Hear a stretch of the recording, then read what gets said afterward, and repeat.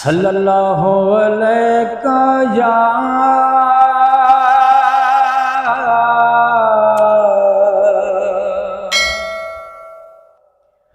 या रसूल अल्लाह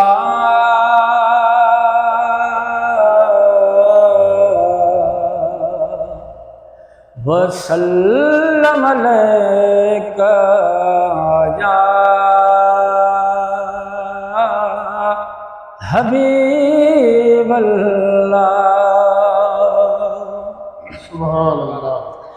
जहे दुरूद पढ़ी त मदीन वञी हिन साल नवें बेसाल वञी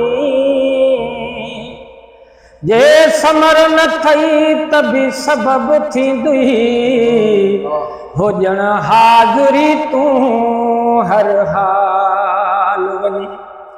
इहो विरध वज़ीफ़ो सुहिणा कामिल कर ॾिस कीअं नथो मिरल गिलाल वञी। हिकु तस्बीह अगरि जे पढ़ंदे अदा हो ॾिसंदे तूं अखें लजपाल वञी। सल्लल्लाहु अलैहि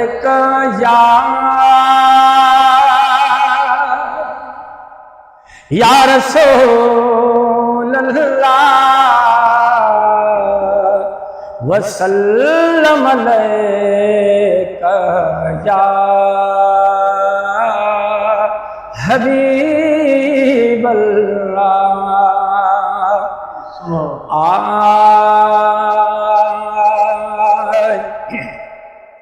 हो मुझा सोहना नबी सरदार तुझे मुल्कत में गमलार तुझो शहर मदीनो रहमत सां भरपूर है। मुझा सोहना नबी सरदार तुझे मुल्कत में गमलार तुझो शहर मदीनो रहमत सां भरपूर तुझो शहर मदीनो रहमत सां भरपूर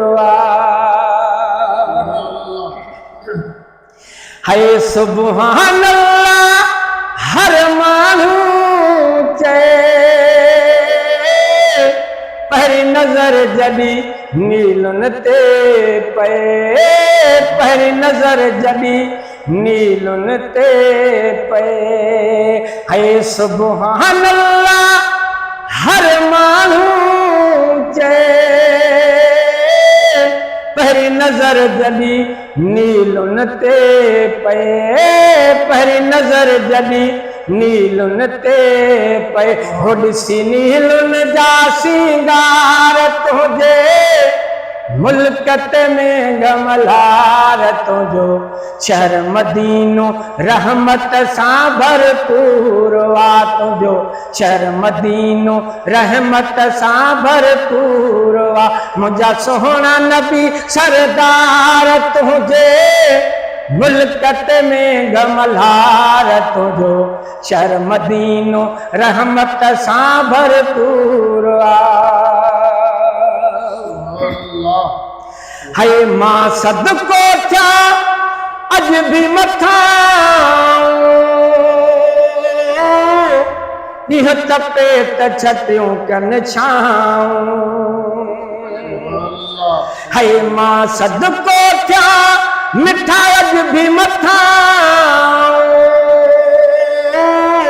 ॾींहं तपे त छटियूं कनि छाऊं हो ॾींहं तपे त छटियूं कनि छाऊं हो वेठा हेठों हिन हुबदार तुझे मुल्कत में गमलार तुझो शहर मदीनो रहमत सां भरपूर मुंहिंजा सोहणा नबी सरदार तुझे मुल्कत में गमलार तुझो शहर मदीनो रहमत सां भरपूर है। अची हाजन ॻाल्हि ॿुधाई अरब शरीफ जो खार को खाई है अची हाजन मिठा गाल बुधाई अरब शरीफ जो खार को खाई हो ॾाढा वठंदा हुया से करार तुझे मुल्क में गमलार तुझो शहर मदीनो रहमत सां भरपूर वा मुंहिंजा सोहणा नबी सरदार तुझे मुल्क में गमलार तुझो शहर मदीनो रहमत सां भरपूर वा है दर तुझे ते मालिक आज ज़ुबुरड़ो मज़ा पियो माणे है दर तुझे ते मालिक